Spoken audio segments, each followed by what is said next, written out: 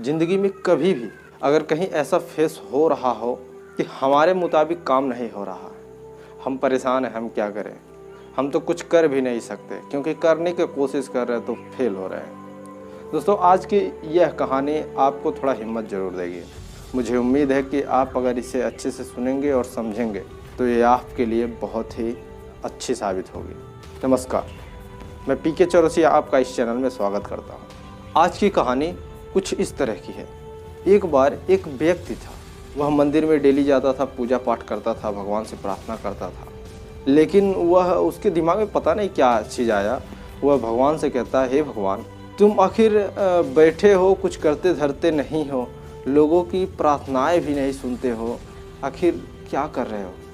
और सभी इतना लोग परेशान हैं, मैं खुद परेशान हूँ, कभी हम लोगों का मदद नहीं करते। तभी वह सामने से आवाज़ आती है, तुम्हें क्या लगता है, क्या आसान है भगवान बन के बैठना?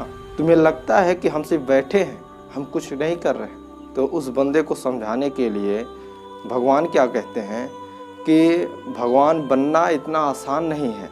यहाँ पे हर तरह का लोग आते हैं। कोई आके गाली दे के जाता है, कोई नमस्कार करता है, कोई अच्छा बात कहता है, कोई दक्षिणा देता है, तो कोई लेके चला जाता है। यहाँ हर तरह के लोग आते हैं। तो वह कहता है कि ठीक है, आते हैं, लेकिन तुम मदद नहीं करते किसी का। भगवान कहते हैं तो एक दिन तुम भगवान बन जाओ, देख लेते हैं। तो वो कहता है ठीक है, हम बनते हैं। तो भगवान कहे कि भगवान अगर बनोगे तो एक शर्त है, तुम्हें कुछ भी बोलना नहीं है, कुछ कहना नहीं है, नहीं तो सारा खेल बेकार हो जाएगा।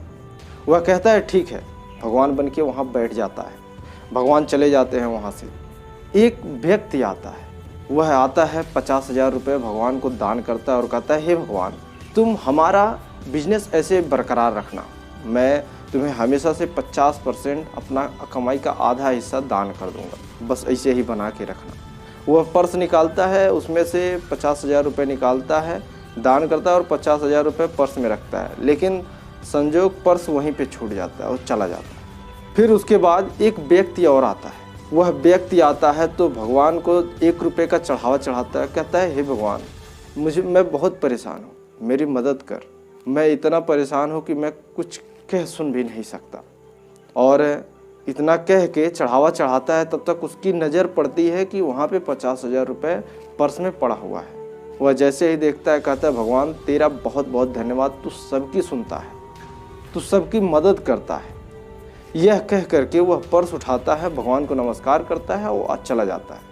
इसके बाद तीसरा व्यक्ति आता है। वह कहता है, हे भगवान, मैं नाव चलाने जा रहा हूँ, इस बार मैं सही सलामत अगर आ गया तो आपके यहाँ प्रसाद चढ़ाऊँगा। ऐसा कहता ही है, अपना जो मन की आस्था होती है वह वहाँ पे कहता है। तभी पहला जो व्यक्ति होता है वह आता है। तीसरे व्यक्ति से कहता है, जो नाविक होता है, इसे कहता है, भाई मेरा पैसा यहाँ छूटा हुआ था, क्या तुमने लिया है?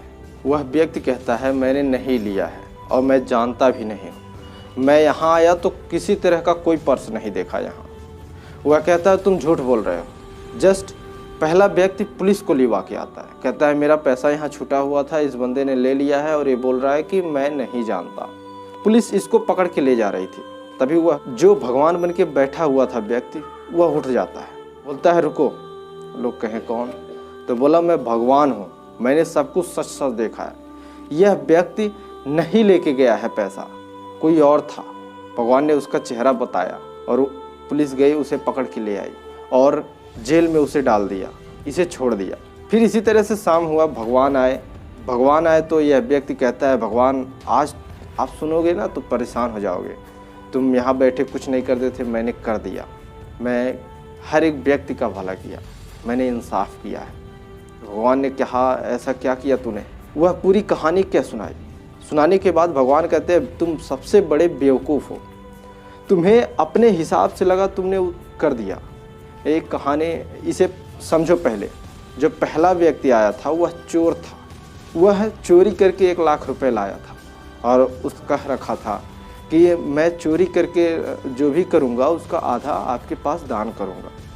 और दूसरा जो व्यक्ति था उसके घर आग लग गई थी, उसका सारा जो पैसा था, जो खाने का सामान था, सब जल गया था। अगर वह यह पैसा लेके जाता तो उसका परिवार चलता, सब कुछ सही होता। जो तीसरा व्यक्ति था वह एक नाविक था और इस बार बहुत ही ज़्यादा बड़ा तूफान आने वाला है समुद्र में। अगर यह जाएगा तो यह पूरा 100% गारंटी है कि यह मर जाएगा। अगर यह जेल में जाता तो मरने से तो कम से कम बच जाता, और ये दूसरा व्यक्ति 50,000 लेके गया था तो इसका काम भी हो जाता। उस पहले व्यक्ति का मनोबल टूट जाता कि चोरी नहीं करना चाहिए था, तुमने पूरे की पूरी कहानी को उल्टा कर दिया। वहीं यह व्यक्ति कहता है भगवान हमसे गलती हो गई, हमने गलती कर दिया, हमें जो दिखता था हमने उसी अनुसार कर दिया। दोस्तों, इस कहानी से हमें समझ में यह आता है कि हमें कभी भी यह नहीं सोचना चाहिए कि जो होता है वो हमारे समझ से क्यों नहीं होता है। हर चीज़ हम ही लोगों के समझ से सही नहीं होता। हम जो सोचते हैं वो सिर्फ अपने आँख से जो देखते हैं बस वह समझते हैं, लेकिन भगवान जब भी सोचता है वह सबके लिए जो सही है वो सोचता है। मुझे उम्मीद है कि आपको इस कहानी से कुछ ना कुछ सीखने को मिला होगा। अगर कोई गलती हुई हो तो माफ़ी चाहता हूँ। मिलता हूँ फिर किसी ऐसे ही वीडियो में। नमस्कार।